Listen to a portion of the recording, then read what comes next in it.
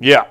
Let's talk some Guardians. Yeah. If Cleveland does not make any more moves, and they go into next season with the exact lineup, however you want to project the lineup, yeah. but as it would be today, assuming health, what's the Guardians' ceiling? How good can this team be if they don't add somebody else, particularly another bat to the lineup? Yeah, I'm hoping I'll see a transaction involving the Guardians, but in fact, there's been none today. It was disappointing as hell. Damn. What is the question, Mike? What's their ceiling? What's their ceiling if they don't do anything else? If they go into the season and start the year with this current offensive unit I think what's the current ceiling of the offense or the team in general? Both. I want both. So the ceiling for the team is actually the ceiling, like best case scenario, is actually pretty high. Because the Guardians will have a number of really good players, or at least a number of really players that have really good potential. Now, obviously, they've had very little luck with young hitters in recent years, so there's every reason to believe that these guys won't reach the potential that we have for them.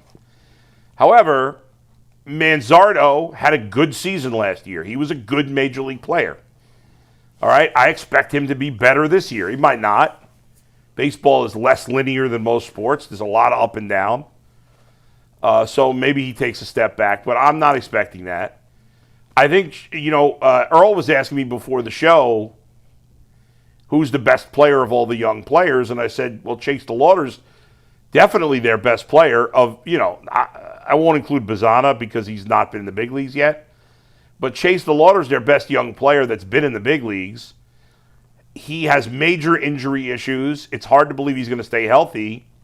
But I think he can. I think he can be definitely a Rookie of the Year candidate if he stays healthy this year. He is going.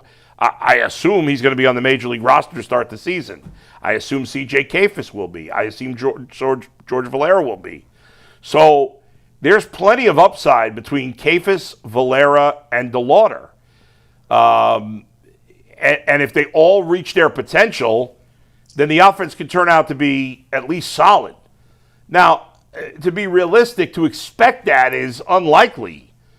The odds of all three, having very good seasons is a slim chance. 1, 2, maybe. 1, yeah.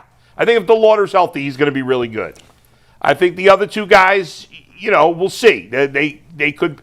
I think the realistic best case scenario is Manzardo takes another step forward, goes from pretty good player to real good player.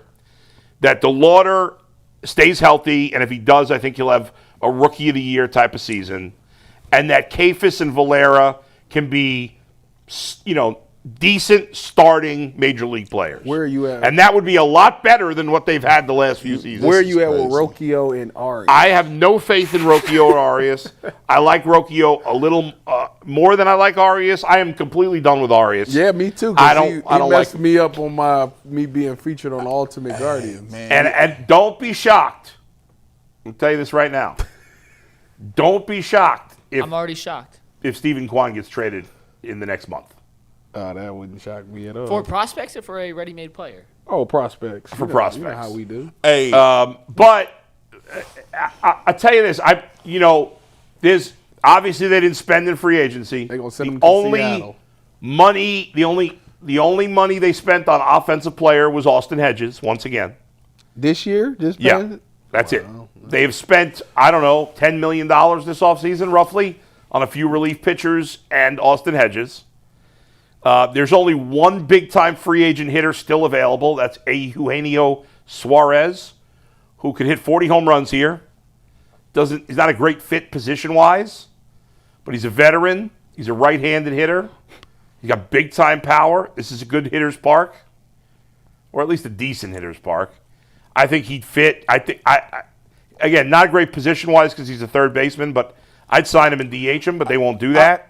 I think if they're not going to do that, I'd at very least like to see them sign an Austin Hayes or a Harrison Bader. I think those guys are professional, starting caliber major leaguers who can play the outfield. They're not great, but are we going to win our division? Are the Guardians going to win the division? I think they got a decent chance, yes. Okay, So I don't like the division. Who's the biggest bet? The Tigers? The Tigers and the Royals are both pretty good, but the Tigers overachieved early in the season. They're obviously not as bad as they were in the team in the last month. But another thing, this is a long shot, but I also don't think it's insane that Tarek Skubal could be traded in the next month. So let me. And if he's traded, the Tigers take a huge step back. Y'all tell me if I'm tripping on this. Yeah. As y'all was sitting here talking. Yeah. All my vitriol about, why they spending money and not spending no money. It just went away because I just got it. It hit me. Dawned on me.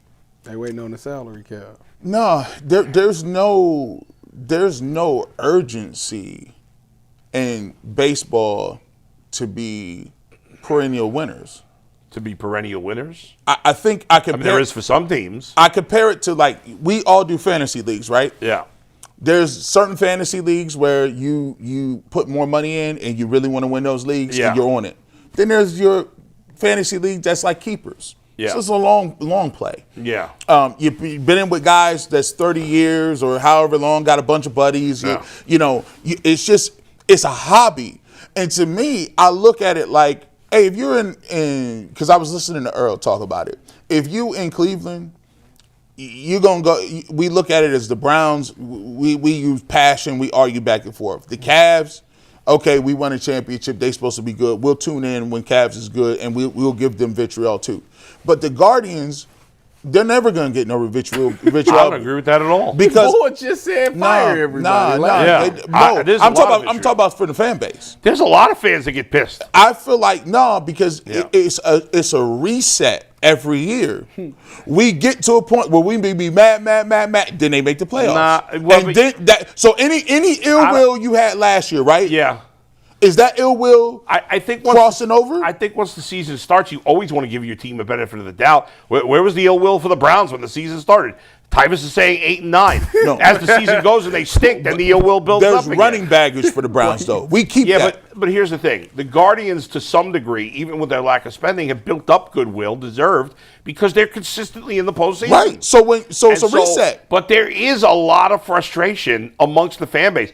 The fans of the Guardians are more frustrated now than they've been in a long time because the team has been so close so many times, and it feels like there's no commitment for the owner to go for it when they have a chance.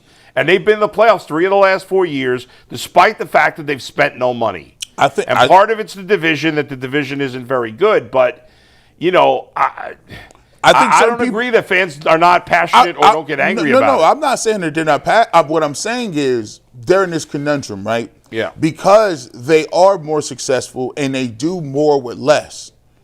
They always put themselves in a position that you say, well, how bad can I really kill them? Well, okay, maybe how bad can I kill him? But I can't kill him. You don't think people are going to be pissed off if they trade Stephen Kwan next week? No, we'll be upset. But what'll happen is, what the Guardians do, they'll trade him and then mess around and make the playoffs again, and you'll be like, well, did we really need Stephen Kwan, right? Because we got rid of Naylor, right? We moved on from... Well, but they, ultimately, they haven't won the World Series. Right, and I think in certain markets, what I'm saying is certain markets, if you are consistent and you put a decent product on the field and you give them a good product to watch, it's a very good, one of the best products that you look at in terms of going to see a game. It's more affordable. They like it. It's a beautiful. Don't you think it'll be the same for the Browns?